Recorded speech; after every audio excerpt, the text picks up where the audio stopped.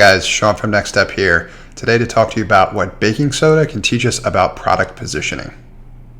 So for those that don't know, baking soda was intended to help you originally with, well, baking. Baking soda was a highly popular product that came from a company called Arm & Hammer. It helped make them become a household name, but its original intended purpose wasn't the end for the product itself. What ended up happening to this product is the market ultimately shifted, so how did the company respond? The company started researching alternative uses for the product from existing happy customers. And as it turns out, the baking soda product was capable of solving an even bigger problem for consumers. It helped them eliminate unwanted odors from their refrigerators. So Arm & Hammer ended up repositioning the baking soda product around solving this problem.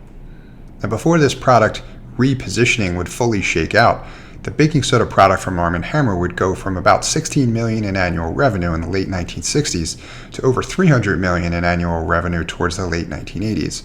In fact, it changed everything for the company. So what can you learn from their experience to make your product better? Prioritize positioning your product not around what your original intention for that product was, but how your customer perceives it to be. You'll be glad that you did. Thanks for watching my video, and if you want to learn more about positioning your product, email me at sean@nextstep.io.